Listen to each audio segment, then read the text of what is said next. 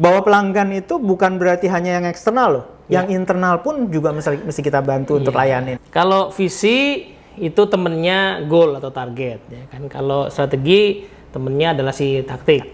Nah, tapi sebenarnya bedanya apa ya, Pak?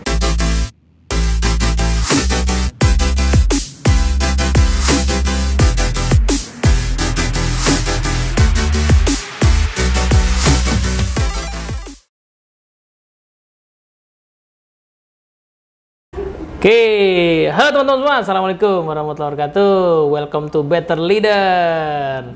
Waalaikumsalam warahmatullahi wabarakatuh. Kak Teddy, apa kabar? Harusnya saya yang ngomong gitu, gitu saya kan hostnya. Gak apa-apa juga kali. Kan, iya, oke. Pak D, apa kabar Pak D? Baik, alhamdulillah Kak Teddy. Sehat Kak Teddy? Alhamdulillah. Kalau Pak D bisa datang ke Better Leader nih, tandanya orderan lagi masih sepi. Bisa aja kali. Enggak juga kali. Iya, enggak. Ini kebetulan kemarin aku lihat di jadwal itu, yang bisa kelihatan semua itu.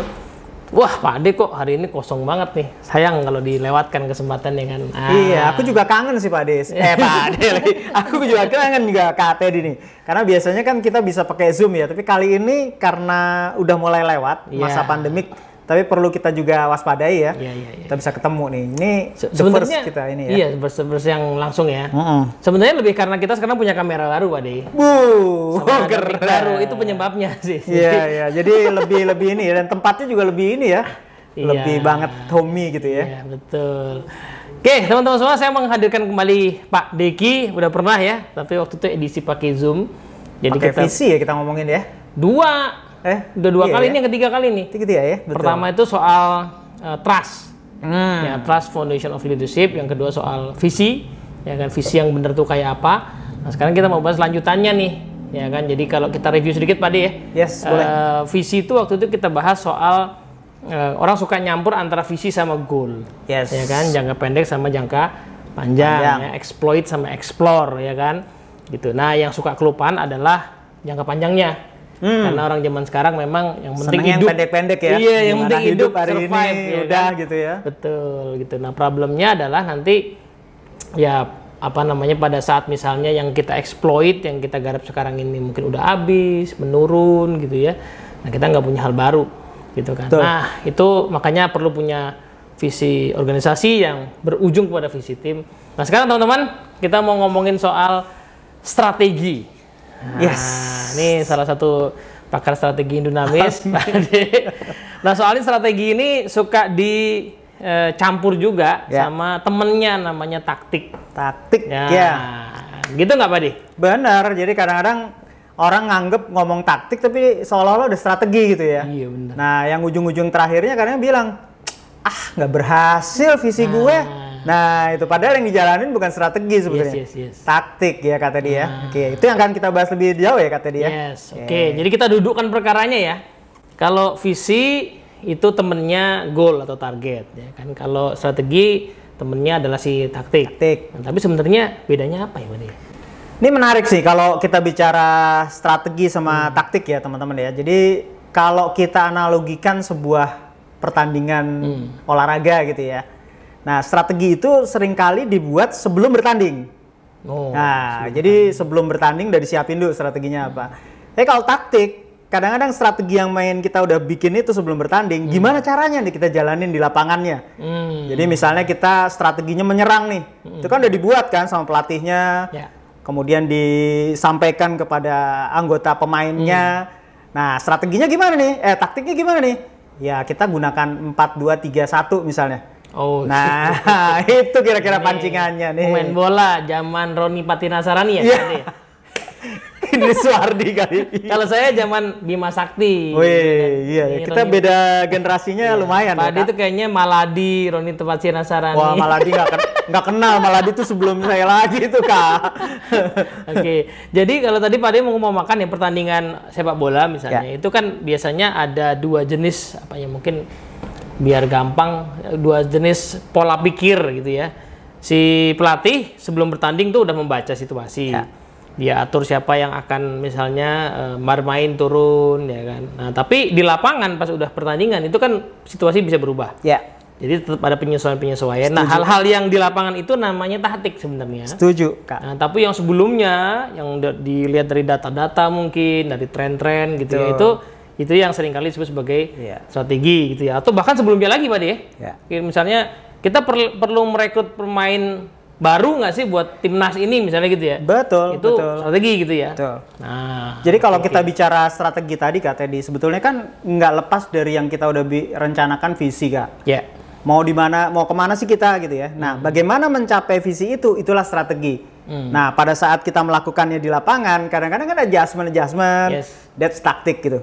Gitu ya, jadi kita siapin. Jadi ini sebetulnya nggak akan lepas rangkainya. Cuman orang sering mengatakan, mengaburkan tadi yang Kak Teddy bilang, antara strategi dengan taktik. Nah, jadi sebenarnya dua-duanya sih tetap dibutuhkan. Tetap dibutuhkan, betul. Problemnya apa sih dengan orang suka mencampur dua hal itu? Emang masalahnya apa kan? Mungkin ada yang nanya kan, emang kenapa kalau saya bilang taktik sebagai strategi, emang kenapa gitu? Nah, seringkali orang menyalahkan ujung akhirnya pas akhir tahun, kok strategi gue nggak berhasil ya?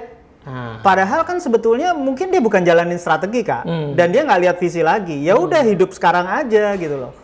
Nah itu, nah problemnya kan kita pernah ulas juga tuh ya antara explore sama exploit ya. Nah kalau taktik itu lebih kepada yang udah ada gitu loh. Exploit karena dia kan hidup sehari-hari terus yang dikejar.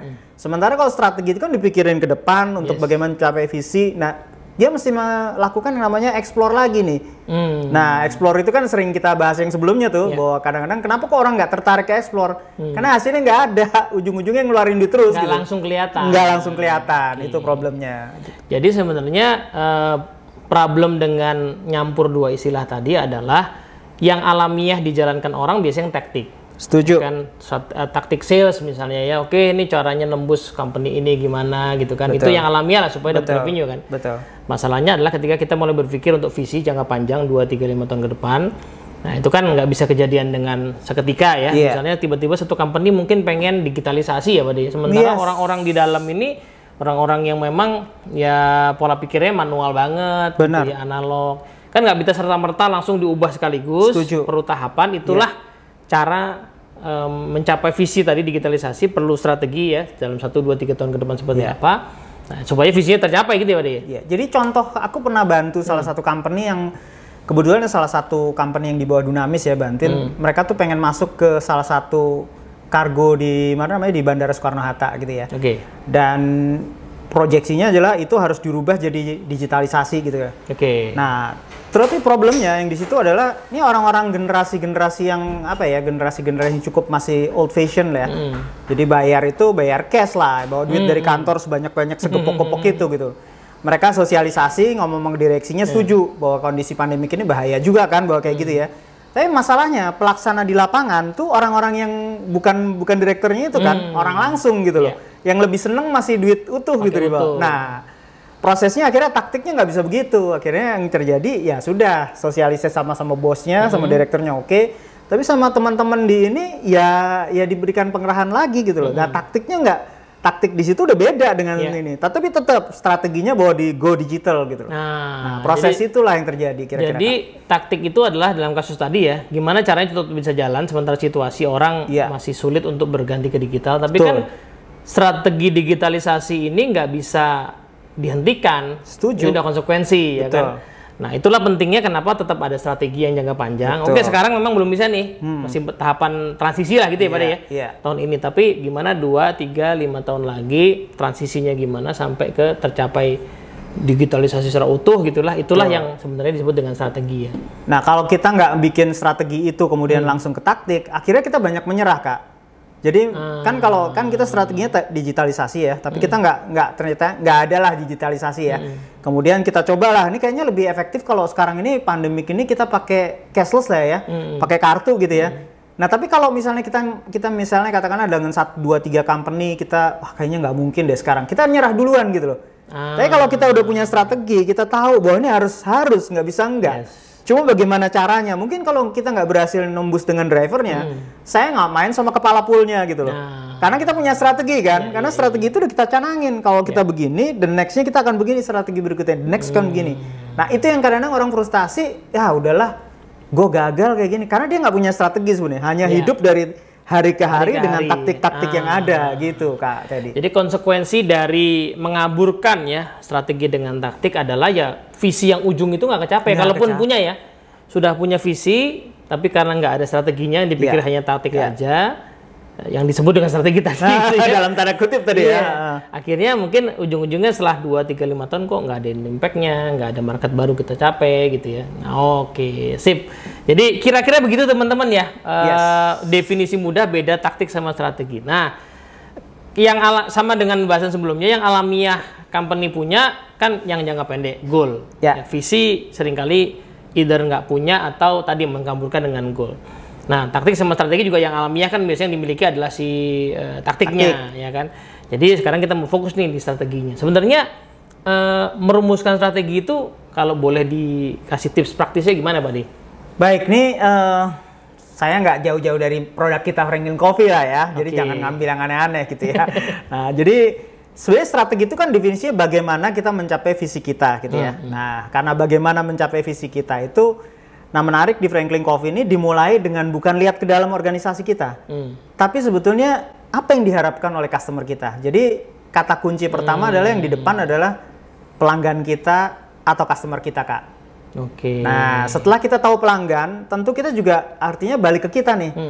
Artinya kita lihat kekuatan sama kemudian apa yang perlu kita tingkatkan sehubungan dengan permintaan dari pelanggan itu kan. Mereka pasti ada satu keinginan ya.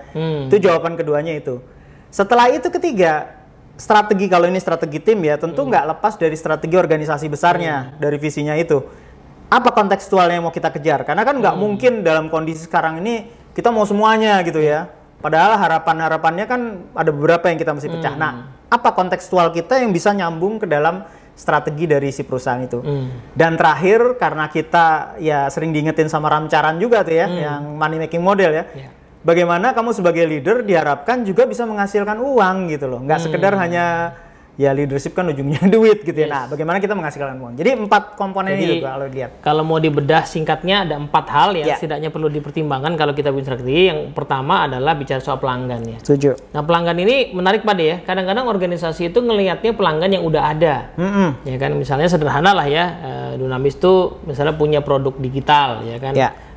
All Access Pass lah gitu ya, EAP ya. Tapi kita cuman misalnya ngelihat pelanggan yang ada tuh senengnya kelas tuh, kangen sama Pak Deki ya kan, mana mau mereka beli produk digital ya kan. Ya iya betul, kalau yang dilihat adalah pelanggan yang existing ya kan. Tapi yang dimaksud di sini adalah karena ini berhubungan dengan visi jangka panjang, berarti kan pelanggan yang bahkan belum jadi pelanggan kita gitu. Betul. Siapa pelanggan yang belum jadi pelanggan kita sehingga nanti visi kita tercapai, dan kira-kira needs-nya apa gitu Pak De? Jadi gini, saya belajar juga dari Dunamis, ya ini berkah di pandemi COVID ya. Saya nggak ngelihatnya sebagai bencana ya. Pasti kalau Tuhan menurunkan sesuatu tuh pasti ada hikmah yang kita harus tarik pembelajaran ya. Jadi karena kondisi kita tuh kan nggak mungkin face to face gitu ya. Terus kemudian kita melihat bahwa customer itu real customer yang punya company datang di sini gitu ya, yang ada di Jakarta, let's say Surabaya, Medan, kota-kota besar. Tapi menariknya Kak, gara-gara pandemi ini kan BNI punya, misalnya salah satu klien kita BNI, entah apapun juga itu kan punya cabang gitu ya. Nah, yang nggak kejangkau di daerah-daerah, Pulau Morotai, nah itu kan kita nggak tahu gitu ya. Maluku Tenggara. Jadi taunya cuma zaman waktu kita belajar sejarah tuh ya, aku tahu. Geografi Pak. Geografi ya, tepatnya geografi. Nah itu akhirnya bisa ke grab, dan bahkan kita kan bisa masuk ke pasar-pasar yang nggak kegarap sebelumnya gitu, gara-gara kejadian itu gitu. Nah itu kan yang tadi yang membuat kita jadi tahu customer kita lebih luas lagi gitu loh. Itu salah satu hal yang perlu kita baca ya Pak ya. Jadi teman-teman ya, salah satu berkah pandemi 2 tahun ini adalah kita bisa berkenalan dengan banyak organisasi di Indonesia Timur misalnya, yang selama ini susah kejangkau. Karena kita mungkin tanpa sadar pakai pola pikir Jawa sentris.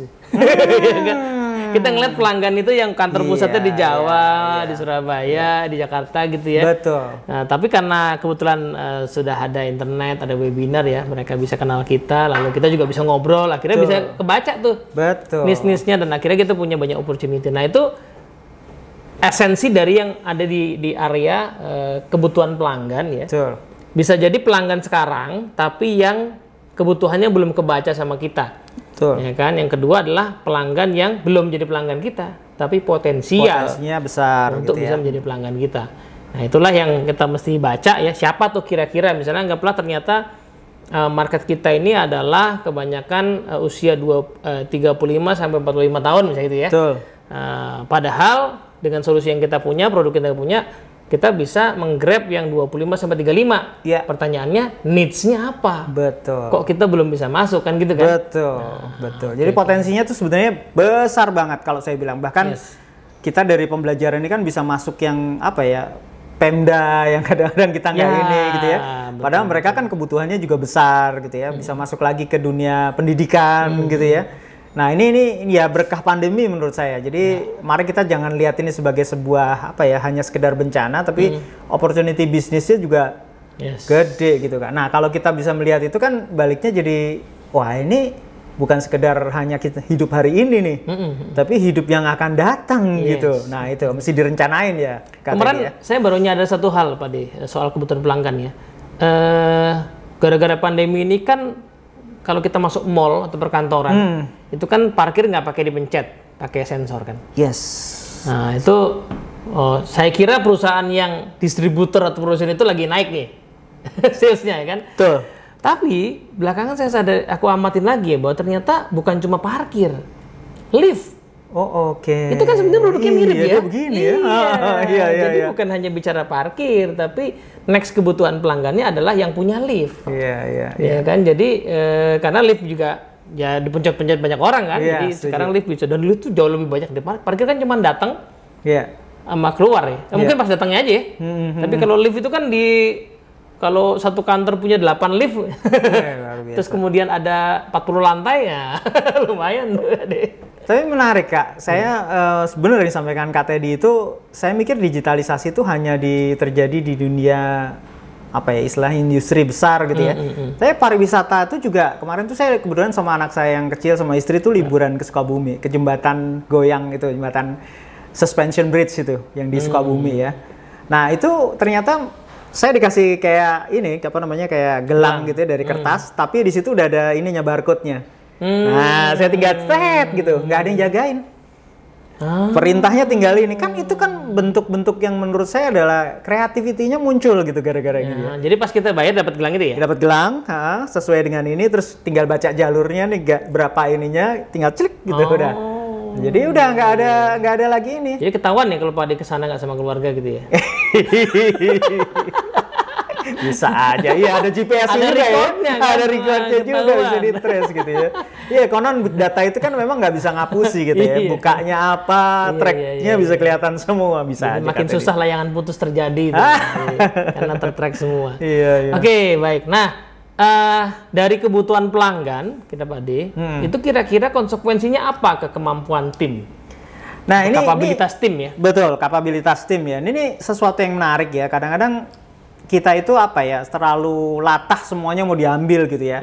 Nah, padahal kita sendiri nggak lihat kemampuan kita di dalam itu seperti apa. Nah, ini perlu sebetulnya. Satu, kita melihat dengan kita tahu kemampuan pelanggan seperti itu. Nah, di sini menariknya lagi bukan kita bukan hanya sekedar melihat kelemahan saja gitu, atau yang perlu kita tingkatin, tapi kekuatanmu tuh apa saat ini gitu loh. Nah itu, karena kalau kita tahu kekuatannya, jangan-jangan kita nggak perlu taruh enhance, beli alat mahal-mahal, orang-orangnya pada hebat semua kok. Misalnya kayak kita kan storytelling ya, semua udah pada bisa storytelling, tinggal mungkin tambahin joke dikit gitu. Daripada misalnya kadang-kadang harus bikin lagi video lagi mahal, harus pakai ini, kan itu biayanya gede. Nah tinggal tambahin sedikit, tapi sebetulnya memberi dampak yang luar biasa buat si pelanggan. Iya, mungkin mirip dengan kondisi Dunamis yang tahun lalu kita mulai bikin produk di Udemy ya, Pak. Jadi teman-teman yang mungkin lagi senang nonton video di pembelajaran Udemy, mampir di Udemy Dunamis Indonesia ya, sudah ada 3 video, akan ada 3 lagi.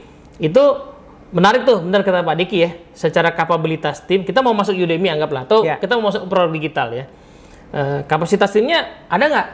Nah, kan ternyata kalau bicara content creatingnya ya jelas ada, bikin modulnya bisa, orangnya juga biasa delivery ya kan. Yang belum ada adalah bikin videonya ya kan, apa namanya, bikin konten dalam bentuk videonya. Ya oke, bagian itunya kita kita naikkan, kita tingkatkan ya, supaya jadi. Tapi sebenarnya yang di dalam ini kemampuan orang yang di dalam membuat materi dan kemudian mendelivery itu sudah ada gitu. Yes. Nah, artinya si kemampuan tim ini kan sebenarnya setelah kita baca kebutuhan pelanggan ya. Pertanyaannya apakah kapasitas produksi tim kita ini bisa nggak menjangkau ke sana? Nah, bisa itu dilihat dari dua sisi ya. Betul. Apa yang udah ada? Betul. Apa yang belum ada, perlu ditingkatkan lagi gitu. Jadi artinya dengan kata lain kita nggak terlalu mahal banget gitu. Jadi artinya yang namanya tadi dibilang mengeksplor itu bukan eksplor yang kemudian nggak bisa menghasilkan saat ini jadi hasil gitu kan. Nah bisa ini, tapi begitu kita melihat iya ya gede ya wangsanya, oh iya ya bisa kita layanin ya. Nah kan kita tergerak tuh ya, termotivate. Nah di balik itu ya kita mau nambah lagi dengan lebih canggih ya kayak kita lah. Pertama kan kita bikin studio 1, 2, 3 gitu. Wah pangsanya gede, semua ruangan direksi dirubah studio. Itu kan direksinya nggak punya ruangan. Nggak punya ruangan. Karena udah nggak butuh lagi. Udah nggak butuh lagi. Dan kemudian apalagi kayaknya butuh di satu studio yang benar-benar bisa lengkap ininya ya kan. Bahkan semuanya dilengkapi dengan fasilitas segala macam. Nah itu. Tapi itu terjadi sesudah kita yakin bahwa kita tuh needs-nya ada gitu. Nah seringkali kan kita latah Kak. Kita nggak mencoba membuat sebuah strategi, hanya buat taktik tadi tuh Kak. Yang terjadi kita akhirnya, waduh, ternyata belum mampu ya orang-orang kita ya. Nah, jadi antara kemampuan tim atau kapabilitas tim dengan kebutuhan pelanggan tuh mesti di-matchin. Yes. Ya kan, bisa jadi juga ada kebutuhan pelanggan, pas kita coba mapping gede banget. Betul. Nggak langsung sih, 100% bisa kita penuhi ya. Tapi berapa dulu yang mau kita garap ya. Jadi intinya menyesuaikan. Jangan juga kebalikannya ya, kita nafsu lihat kebutuhan pelanggan gede ya, kita jualan ternyata kapasitasnya nggak cukup. Kita nggak mampu untuk melayani itu. Malah akhirnya nggak memberikan sebuah impact juga buat organisasi dan dibilang gagal kita nih. Nah itu. Ini kemarin saya lihat tuh Pak De. Jadi saya tuh lihat iklan di gedung ya, yang kayak billboard yang bisa nyala kayak film tuh. Ada salah satu brand itu lagi naik daun lah, ada model baru. Wah, saya tertarik tuh. Wih, mobilnya keren banget. Nah, pas kemarin lagi servis ke bengkelnya gitu kan, mau lihat dong yang model ini. Belum ada. Sekarang tuh banyak yang gitu soalnya. Jadi iklannya udah ada, barangnya belum ada. Bahkan si bengkelnya itu kan lagi direnovasi kemarin tahun lalu kan. Saya pikir renovasinya belum selesai karena nggak ada display sama sekali di mobilnya. Mikir ini belum selesai renovasinya. Udah selesai, terus kok nggak ada displaynya? Stoknya habis. Tapi itu cara cerdas Kak. Iya. Kalau dia bisa nangkep pasar itu, di Grab aja. Ibu sebetulnya mau warna yang mana Bu? Tulis aja di sini Bu. Kan nanti kita samperin gitu ya. Nah begitu kelihatan di mana, oh gede nih masarnya. Baru kita bikin atau kita langsung misalnya CBU ya, langsung ekspor dari tempatnya, impor dari tempatnya, masukin kita langsung CKD. Nah itu. Jadi itu cara-cara menurut saya cara-cara yang cerdas ya untuk baca pasar. Kelihatan laris gitu ya. Nah, gitu. Iya benar-benar. Itu poin bagus. Jadi setelah kebutuhan pelanggan ya kita mapping kemampuan tim kita. Ya kemampuan tim kita mana yang udah ada modalnya dan mana yang perlu di-enhance. Ya. Kemungkinan sih pasti ada yang perlu di-enhance cukup signifikan ya kalau judulnya strategi ya. Tadi ya.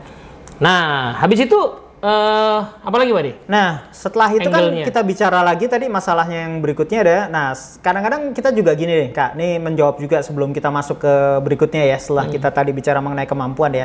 Kita bicara mengenai pelanggan, gue nggak ada yang pelanggan yang sifatnya ini langsung bersentuhan. Nah, internal pelanggan itu juga bagian loh. Nah, yang kadang-kadang kita sering abaikan bahwa cuman orang dalam aja Kak Teddy lah. Misalnya kayak kita mau ketemuan ini gitu ya. Bisa Kak, begitu janji jam 2 kagak dateng gue gitu ya. Ya sih omong kosong doang, janji doang. Nah itu kan pelanggan internal kita kan. Nah kalau kita sering dikecewakan kayak gitu, tinggal tunggu aja balasannya. Awas gantian lo, gue janji kok kayak gue dateng. Nah ini yang sering kita lupakan. Jadi teman-teman atau Kak Teddy ini, bahwa pelanggan itu bukan berarti hanya yang eksternal loh. Yang internal pun juga mesti kita bantu untuk layanin gitu. Ini poin penting karena waktu kita bahas di video visi tim, ya kita ngomongin bukan visi organisasi aja. Ya, tapi tiap tim juga perlu punya visi. Ya. Anggaplah tadi ya, company yang mau digitalisasi dalam 3 tahun mendatang, otomatis tim procurement-nya juga harus digitalisasi dong. Setuju. Maka tim procurement punya kewajiban membayangkan visi ya kan. Betul. visi tim procurement yang nanti menyambut digitalisasi itu kan yang seperti apa kan? Iya. Nah, ditarik ke strategi. Nah, strategi tim kita menuju ke sana bagaimana? Bagaimana untuk mencapai itu? Iya, salah satunya pertamanya adalah pelanggan kita siapa sih? Iya. Ya kan, ini contoh menarik kan Pak ya. Kalau kita lihat misalnya di Dunamis ada tim IT ya. Yes. Dulu banget pelanggannya cuman orang yang di kantor ya paling ya. Orang lagi di kantor butuh wifi, ya kan, bantuin. Sekarang pelanggannya ya pelanggan kita juga ya yang langsung kita ngajarin. ketemu sama klien karena dulu misalnya kita nggak punya LMS ya sekarang punya LMS dipakai sama peserta, pesertanya curhat ke tim IT, akhirnya oh dia punya pelanggan baru, ya kan. Terus di dalam ini pelanggannya bertambah karena misalnya tadi kapasitas wifi-nya kurang. Iya. Bahkan kalau menarik, kalau kita boleh kaji ya Kak, yang kayak tadi kan IT itu kita balik ya, IT itu kan pelanggan cuma kita misalnya di internal ya. Tapi karena bersentuhan langsung dengan si customer kita yang di luar gitu ya, eksternal customer, kan bisa dapat masukan. Mas kok susah ya lihat kayak gini Mas ya? Mas kenapa nggak ditambah kayak gini Mas? Saya pernah lihat kayak gitu. Jadi artinya sebetulnya mau nggak mau kita juga jadi lengkap tuh kan, masukannya bukan dari kita yang sendiri yang bersentuhan sama si customer kita atau yang kita ajarin, tapi dia juga bisa bersentuhan sama, malah kadang-kadang bukan lagi peserta, malah kemudian PIC-nya kan. PIC kan dicurcol dari peserta. Nah ini menurut saya opportunity yang besar tuh Kak, salah satu kayak gitu tuh. Belum lagi tiba-tiba pas dilihat misalnya LMS-nya bagus ya, mungkin yang itu boleh jadi produk. Bikinin gue. Iya jadi produk tuh ya. LMS itu malah jadi produk ya kan. Nah, oke, sip. Jadi yang kita bahas ini teman-teman tidak hanya bicara company as a whole ya, tapi juga bicara sama ya. Tim juga perlu punya visi, tim juga perlu punya strategi ya, nah, supaya tetap relevan. Oke, nah dari situ kita nyambung ke yang ketiga Pak dia, konteks strategis ya Pak dia. Nah, gimana tuh konteks strategis? Ini konteks strategis ini penting karena kan tadi kita bilang bahwa visi tim kita itu tidak bisa lepas dari visi dari organisasi. Secara besar karena visi strategi organisasi. Karena strategi organisasi itu akan nyambung kepada visi yang sudah kita janjikan ya tentu saja ke pemegang saham ya, stakeholder siapapun lah yang bersentuhan dengan company kita. Nah, di sini tuh penting bahwa kita melihat nih kira-kira kontekstualnya tuh yang bisa nyambung saat ini tuh dengan tema kita apa gitu. Contoh kalau di Dunamis benar-benar kita tuh kan face to face di awal. Sekarang kan sudah mulai masuk benar-benar digitalisasi dan kemungkinan besar, bukan kemungkinan besar, pasti ke depan ini kita nggak akan hilangkan. Bisa jadi divisi digitalisasi ini akan muncul dengan sendirinya gitu ya. Nah, itu kan salah satu strategi itu. Nah, saya di bagian facilitator ini bisa menyumbang apa nih untuk melakukan itu contohnya. Nah, itu kontekstualnya masih kuat nih.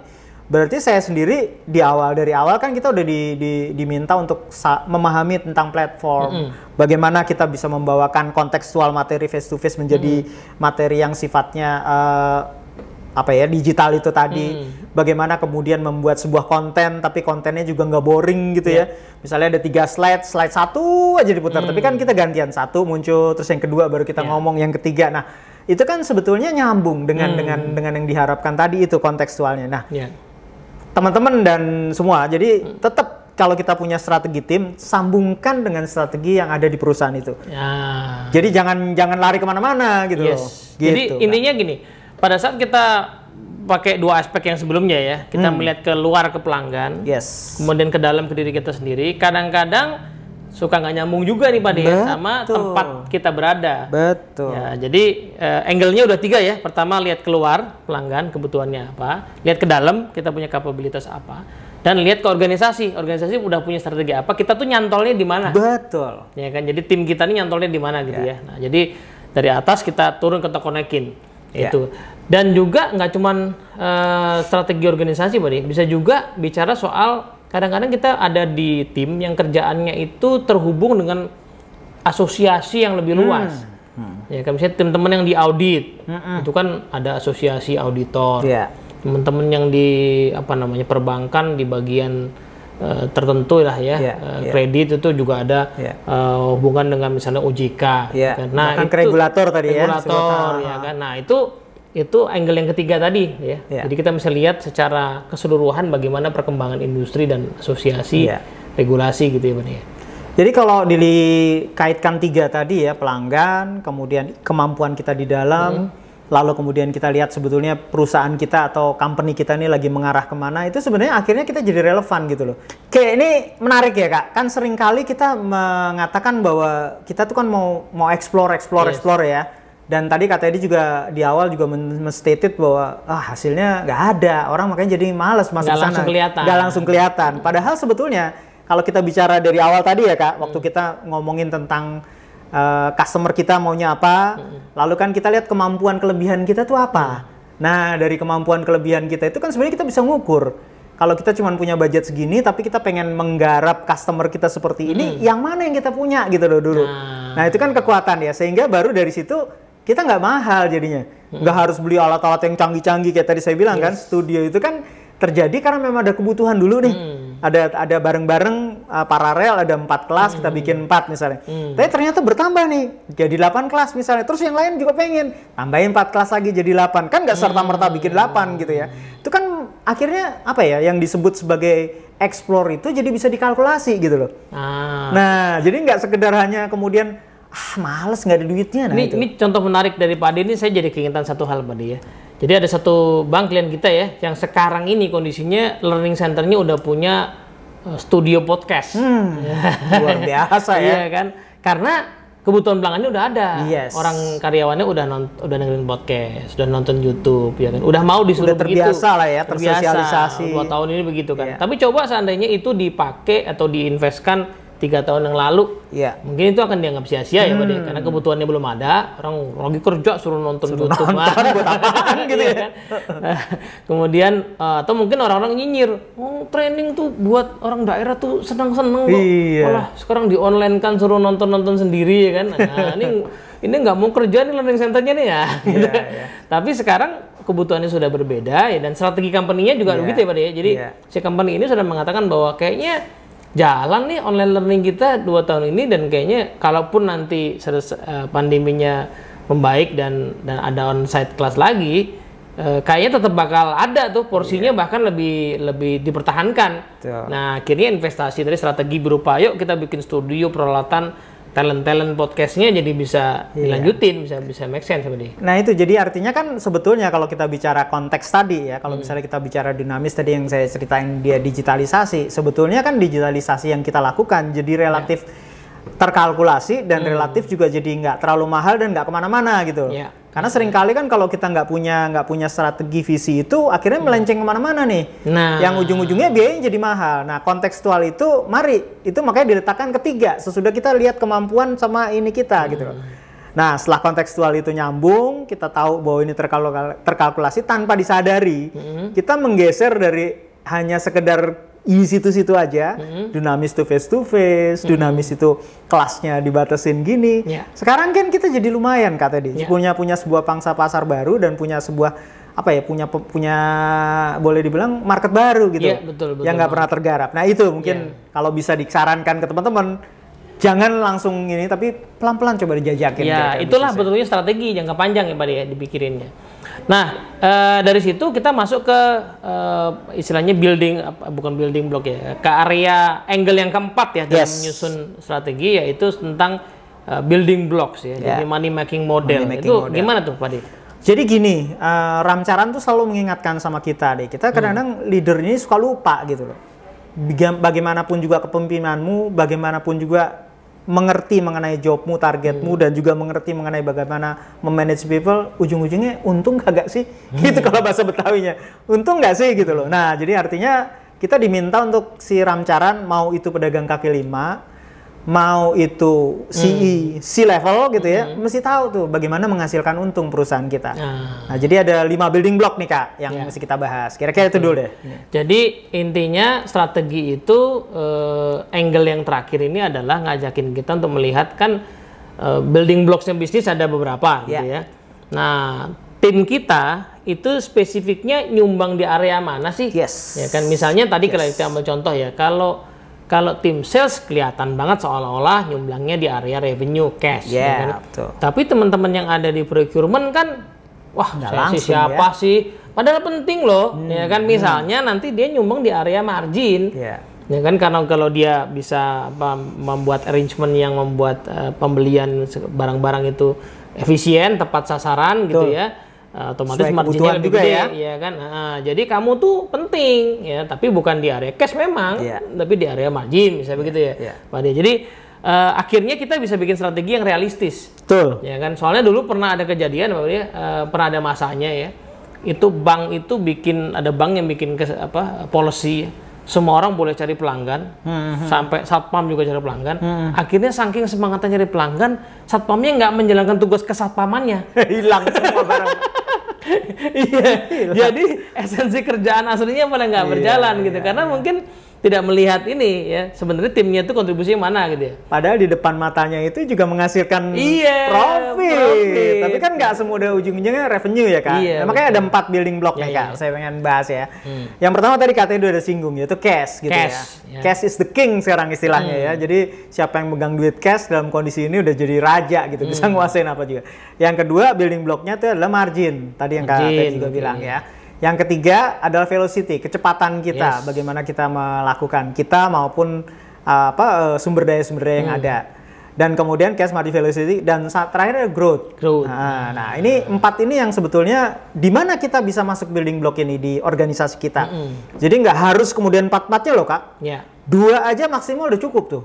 Karena kalau 2 saja masuk, misalnya kita ngambil cash, pasti akan berdampak ke margin, velocity, sama growth-nya. Atau kalau kita ngambil growth, pasti ke velocity, cash, sama margin. Nah itu, kira-kira gitu gambarannya. Ini poin menarik ya teman-teman, karena kalau kita ambil contohnya tadi ya, tim IT-nya Dunamis, itu dulu mungkin melihat dirinya hanya nyumbang di margin ya. Beli software yang efisien, ya kan? Yang murah.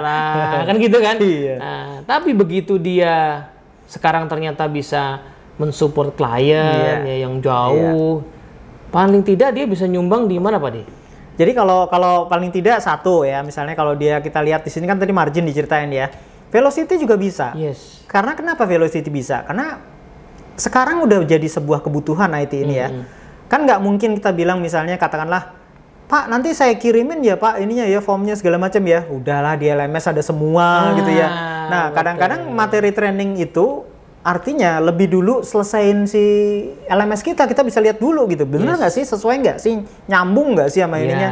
Nah itu kan velocity tuh, kecepatan dia untuk mendeliver itu kan jadi penting gitu loh. Jadi kalau seandainya dulu itu semuanya serba manual, sekarang tim IT ini bisa support supaya digital, sehingga kelas misalnya nggak usah nunggu modulnya belum nyampe, ini perkiraannya 2 minggu baru nyampe gitu kan. Nah, trainingnya nggak bisa jalan, kagak jadi duit kita, rugi, nggak jadi cash kan. Nah itu bilang udah ada LMS jalan sekarang, sekarang ya betul. Kan? Nah, jadi velocity bisa si tim IT menyumbang velocity ya.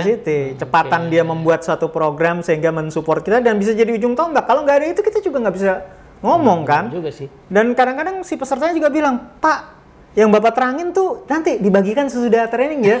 Nah kalau alasannya belum nyampe, padahal belum selesai, ya mungkin belum nyampe kan. Lama-lama ya Dunamis nih telat mulu gitu. Lama-lama ya udahlah kita cari yang vendor lain aja gitu. Nah ini yang jadi problem yang jadi akhirnya kalau dibilang dulunya cuma jadi back office pendukung, sekarang bisa jadi ini kasusnya mirip kalau kita lihat di toko buku ya Pak De. Dulu kan toko buku, anggaplah toko buku G gitu ya, si G. Kan cabangnya di mana? Merek ya, G aja. Jadi kita nggak di-endorse. Iya. Ya kan cabangnya ada banyak. Kadang-kadang ada buku yang adanya di cabang yang lain. Di sini nggak ada, tapi di sana ada. Nah, dulu kan belum terkoneksi tuh IT-nya. Jadi nggak bisa ngecek adanya di mana sih. Ya kan? Nah, itu kan berarti peranan tim IT nih. Iya. Nah, ketika tim IT bisa menyediakan satu sistem yang mengatakan bahwa oh di sini habis, tapi di cabang sana ada. Lebih jauh lagi, mau diorder sekarang biar dikirim ke rumah bisa juga. Jadi dia menyumbang ke revenue tuh ya. Nah itu Kak, itu yang tadi saya bilang. Jadi ngambil satu aja bagian kita velocity, sebetulnya kan ke cash juga, betul nggak? Ya betul. Iya kan? Betul. Sebetulnya ke margin juga kan, jadi orang berhemat dan sebagainya. Nah, jadi ini sesuatu yang kita nggak harus 4-4-nya loh. Tapi betul-betul yang disesuaikan dengan bagian kita. Even, mohon maaf nih, kita mau ngambil bagian yang terkecil lah Kak ya. Yang mungkin sering orang nggak lihat, office boy deh. Gitu ya, misalnya kita punya office boy di kantor gitu ya. Lalu kemudian sumbangan terhadap 4 building blocks itu di mana gitu. Contoh, ini sering kali kita kan bertamu ya, datang ke kantornya orang, terus kemudian disiapin minum nih kayak kita nih. Nah gitu ya. Nggak ditanya, Mbak Bibu langsung dikasih kopi, manis pula lagi. Padahal saya suka kopi, tapi nggak usah pakai gula kali ya. Nah, Tugasnya dia sekarang nanya, Bu, kopi teh atau air putih? Kopi Mas, tapi nggak usah pakai gula ya. Satu, dia hemat nggak pakai gula, buang gula. Nggak buang gula. Kopinya juga keminum, Kopinya nggak kebuang. nggak kebuang. Nah itu, Iya, orangnya seneng, wah ngerti ya. Yang di sini nih yang namanya OB-OB-nya oke gitu. Iya, Jadi itu kan bagian terkecil loh Kak, yang kadang-kadang kita nggak pernah lihat. Gua mah cuman remah-remah apa katanya sering bilang biskuit nggak ada, padahal sumbangnya cukup besar. Dan teman-teman ini jangan dianggap remeh ya. Tadi seolah-olah kan si OB ini urusannya margin gara-gara minumannya nggak kebuang. Ya. Kalau kopi pakai gula kan minumannya kebuang. Tapi yang lebih jauh lagi adalah customer experience. Yes. Kan misalnya tadi customernya nggak ditanya, terus wah ada kopi, pas diminum, alah. Itu kan ada perasaan, aduh, gula lagi ya kan? Belum kebuang lagi gulanya kan? Nah, padahal misalnya tadi ya membiasakan satu perilaku aja, bertanya dulu gitu ya. Nah, otomatis yang disediakan pas. Ya, jadi customer experience orang bertamu itu juga enak. Ya kan? Nah, jadi ini sesuatu yang mungkin ya artinya sebenarnya simple katanya si Ramcaran di itu disampaikan gini. Pikirannya pedagang kaki lima sama pikirannya CEO itu harusnya bisa sama gitu. Yes, cuman kadang-kadang karena kita sibuk di dalam sendiri akhirnya nggak melihat kebutuhan pelanggan itu seperti apa. Nah, makanya mungkin kita mesti lihat lagi, mesti lebih menyerap apa yang diharapkan oleh customer kita. Komplain-komplainnya apa gitu ya. Nah, itu yang jadi bagian penting. Kan kita juga sering dikomplain hal kayak gitu dulu ya. Ini tadi pagi saya baru ada kepikiran satu kejadian Pak De. Jadi ini sekolah-sekolah udah mulai masuk ya. Maksudnya tatap muka gitu ya. Dan udah mulai muncul lagi pengalaman yang udah lama tuh, yaitu pas nganter jemput itu kan selalu macet. Iya. Ya sekolah swasta kebanyakan tuh ya, tapi negeri juga sama sih. Karena orang tua pada nganterin gitu kan. Nah, sekolah-sekolah yang tadi tuh tim security-nya misalnya tidak punya kepekaan akan kebutuhan pelanggan, mungkin ya udah dibiarin aja. Cuman sejam paling Pak, begini kan. Padahal kan itu sebenarnya bisa jadi strategi timnya ya. Betul. Tim security bisa mikir mapping dulu daerah sini, karena parkiran tuh adalah problem di hampir semua sekolah. Iya, setuju. Satu sisi dia nggak mungkin masa beli tanah cuma buat parkiran sekolahan gitu kan. Tapi di sisi lain itu selalu jadi pengalaman yang painful sekali buat jemput. Hanya untuk jemput dan nganter. Nah, padahal kalau ditata, misalnya keluarnya, ditata arusnya, gitu kan, itu kan bisa menjadi strategi tim ya. Syukur-syukur tadi digitalisasi ya. Jadi bahkan bisa kalau boleh jujur ya, misalnya kalau saya sih punya ide kayak dulu bahwa saya kebetulan punya sekolah gitu ya. Kenapa nggak gurunya jemput gitu? Nah kan, jadi dia juga bisa lihat nih, oh setiap hari dia dianterin sama bapaknya. Oh dia setiap hari sama, ini kan bisa memberikan satu apresiasi di ini gitu ya. Jadi bisa kasih penguatan di kelas bahwa ini ajak gitu ya. Mungkin yang saat ini cuma dianterin supir, kemudian ngomong Pak, Bu ya aku sekali-kali kata anaknya dianterin kayak itu. Kenapa? Karena gurunya ngomong, lihat sendiri gitu loh. Nah ini kan sekolah tuh bukan sekedar memberikan ilmu kan, tapi kan bagaimana mengajarkan adab itu di sekolah. Nah bisa jadi ya mohon maaf ya, bukannya kita nggak sempet, karena kita bisa bagi-bagi gitu ya. Mungkin hari ini saya seminggu 2 hari bisa, kemudian istri gantian kan. Nah karena endorsement dari anak saya tuh bilang itu dianterin terus, masa bapak sama ibu nggak pernah nganterin. Nah masa papa mah nggak pernah nganterin. Nah itu kan sebenarnya sesuatu yang menarik. Parkirnya jadi bisa diatur ya. Mungkin nggak harus masuk ke gerbang sekolah gitu ya. Atau kalau misalnya gerbang sekolah udah ini penuh, diarahin ini, dan orang tuanya juga, wih gurunya jemput loh. Nah itu. Dan itu butuh strategi itu. Strategi dari tim security sekolah, ya kan Pak? Atau mungkin tim sarana prasarana sekolah ya. Gitu. Jadi karena itu customer experience ya. Bagi sekolah-sekolah itu customer experience ya. Kalau cuman mau jemput aja ngantrinya 1 jam itu kan painful banget ya kan. Masuk akal lagi banget ya. Oke. Nah, jadi gitu teman-teman ya. Ada 4 area tadi bagaimana kita bisa menyusun sebuah strategi. Jadi pertama adalah mapping kebutuhan pelanggan ya. Pelanggan kita siapa yang sekarang atau yang potensial. Kemudian disambut dengan kemampuan tim kita untuk memenuhi itu seperti apa gitu Pak ya. Betul. Nah, lalu kemudian disambungin dengan konteks strategis ya, strategi company as a whole sama situasi di luaran itu bagaimana. Dan terakhir adalah kita mau sekarang memposisikan tim kita nih nyumbang di building blocks yang mana. Ya kan, apakah nyumbang di cash, is it possible ya, apakah nyumbang di margin ya, nyumbang di velocity atau nyumbang di growth, pertumbuhan ya kan. Jadi misalnya kayak tim-tim marketing ya di company memang tidak akan menyumbang revenue secara langsung ya. Tapi kan ketika dia membuat brand itu dikenal lebih luas gitu ya, itu akan membuat nanti ada pertumbuhan ya, ada potensi-potensi baru masuk gitu kan. Jadi Ya, jangan menjudge orang marketing dari revenue, ya kan? Tapi seberapa sih kita dikenal sekarang, ya kan? Kalau misalnya pakai media sosial, subscribernya, followernya, bisa gitu kan? Nah, mungkin kira-kira gitu Pak De ya? Ya, jadi kalau dilihat sambungan kita ya, pertama kan kita bicara dulu tentang trust ya. Yes. Terus yang kedua kita bicara tentang sekarang ini ya bagaimana kita membuat sebuah visi, strategi gitu ya. Sebenarnya ada relevannya gitu. Karena seringkali orang kan bikin visi strategi tapi nggak disiapin timnya di trust dulu gitu loh. Nah, jadi ini bukan sesuatu yang kemudian kita bicara ini nggak ada kaitannya gitu ya. Jadi memang leadership itu harus dimulai dengan membangun building trust dulu. Yes. Nah, setelah trust itu percaya, oke, pasti pertanyaan kedua dari si anggota tim dan orang-orang yang berada di organisasi, mau dibawa kemana sih? Nah itu. Tim ini mau dibawa kemana? Iya, nah itu jadi artinya mau dibawa kemana itu pertanyaannya bukan kita loh sebagai leader saja yang bilang, ini mau dibawa ke sana gitu. Tapi anak buah kita nanya, gue udah percaya sama Kak Teddy, ini mau dikemanain Kak? Nah, itu. Nah, kalau udah trust terbangun, visinya, mari kita arahkan kemana nih? Kita mau kemana? Nah, tadi kan tantangannya kadang-kadang suka yang lawannya gitu ya, bicara visi, goal, bicara mengenai apa namanya strategi, taktik gitu. Dua-duanya sih nggak ada yang salah, dua-duanya dibutuhin. Tapi bagaimana kita bisa melihat kalau kita punya sebuah tujuan yang besar mau ke sana, ya mulailah dengan visi, strategi dulu. Dan strategi. Iya, betul. Nah, jadi itu kira-kira. Visinya udah ada, ya supaya itu kejadian bikin strategi. Nah, pada saat eksekusilah itulah taktik-taktik dipergunakan gitu ya, Pak Dia. Mungkin kalau kita mau bicara ke depan bisa jadi kita ngomong tentang bagaimana proses mengimplementasikan eksekusinya itu kan, ya. Jadi strategi, taktiknya itu eksekusinya kayak gimana sih? Mungkin the next ya kita ngomongin ya Kak Teddy ya, kita ngomong bicara tentang eksekusi ya.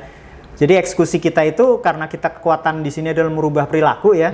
Eksekusi ini sebetulnya kayak kita ini Kak, ini pancingan sedikit ya supaya nanti tertarik ya. Kayak kenapa sih kok kita tuh sikat gigi tuh automatically. Nah, Kak Teddy kan pasti sikat gigi tuh let's say katanya wajibnya 2 kali. Bangun tidur sama mau tidur gitu ya. Itu kan jadi sesuatu habit gitu ya, yang diturunin mungkin dari bapak saya mungkin juga dari eyang saya gitu ya, dan seterusnya gitu ya, itu bisa melekat. Nah, nanti yang kita akan bicarakan eksekusi berikutnya tuh Kak, itu membentuk perilaku itu diulang-ulang jadi kebiasaan. Itu yang akan kita bahas. Karena logiknya gini nih teman-teman ya, logiknya ya, visi kan hal yang baru, ya kan, strategi juga hal yang baru. Berarti nggak mungkin tim kita pakai habit yang lama. Pasti ada habit yang baru untuk menyambut strategi visi itu. Pertanyaannya gimana bangun habit itu, nanti kita bahas lagi ya. Oke. Siap Kak Teddy, terima kasih. Sampai ketemu teman-teman ya. Enjoy video yang lainnya. Kalau belum nonton yang sebelumnya silahkan tonton dulu yang trust sama yang visi. Kita ketemu lagi di video berikutnya. Assalamualaikum warahmatullahi wabarakatuh. Waalaikumsalam warahmatullahi wabarakatuh. Terima kasih.